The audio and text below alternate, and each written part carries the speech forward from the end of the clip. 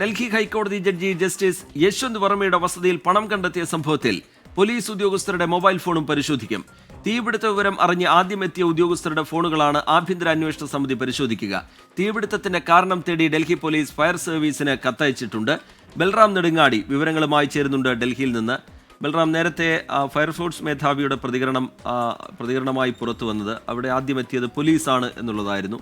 ഇപ്പോൾ പോലീസിന്റെ റിപ്പോർട്ടിലാണെങ്കിൽ അത് ഫയർഫോഴ്സാണ് അവിടെ ആദ്യം എത്തിയത് എന്ന് പറയുന്നു. എന്താണ് ഇതുമായി ബന്ധപ്പെട്ട് പുറത്തു വരുന്ന വിവരങ്ങൾ? ഇതിന്റെ ആഭ്യന്തര അന്വേഷണം, 3 അംഗ സമിതിയുടെ അന്വേഷണം, അതിന്റെ പുരോഗതി എങ്ങനെയാണ്?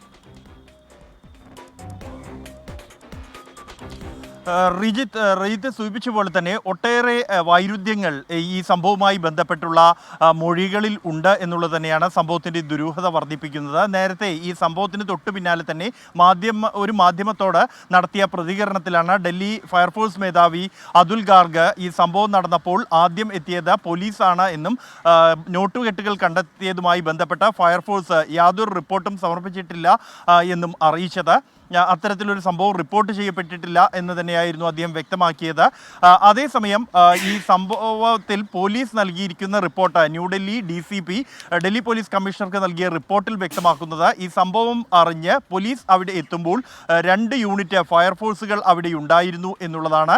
ആദ്യം എത്തിയത് ഫയർഫോഴ്സാണ് എന്നാണ് ഡൽഹി പോലീസ് വ്യക്തമാക്കുന്നത്. ഒപ്പം തന്നെ പോലീസിനും ഫയർഫോഴ്സിനെയും കൂടാതെ NDMCയിലെയും CPWDയിലെയും ഉദ്യോഗസ്ഥരും ഈ സംഭവ സ്ഥലത്ത് തീപിടുത്തത്തിൻ്റെ വിവരമറിഞ്ഞ് അവിടെ എത്തിയിരുന്നു എന്നാണ് റിപ്പോർട്ടിൽ വ്യക്തമാക്കുന്നത്. ഈ റിപ്പോർട്ട് ഡൽഹി പോലീസ് കമ്മീഷണർ ഈ അന്വേഷണ സമിതിക്ക് കൈമാറും. ഒപ്പം തന്നെ ഈ സംഭവവുമായി ബന്ധപ്പെട്ട പോലീസ് ഉദ്യോഗസ്ഥരുടെ മൊബൈൽ ഫോണുകളും പരിശോധിക്കാൻ തീരുമാനിച്ചിരിക്കുന്നു. ഇതിൻ്റെ ഭാഗമായി ഈ ജഡ്ജിയുടെ വസതിയിൽ നിന്നും തീപിടുത്തത്തിൻ്റെ വിവരം അറിയിച്ച് അതറിഞ്ഞ് ആദ്യം എത്തിയ പോലീസ് ഉദ്യോഗസ്ഥരുടെ ഫോണുകൾ പരിശോധിക്കാൻ തീരുമാനിച്ചിരിക്കുന്നു. ഇവർ ഫോണുകൾ ഡൽഹി പോലീസ് കമ്മീഷണർക്ക് കൈമാറി കഴിഞ്ഞിട്ടുണ്ട്.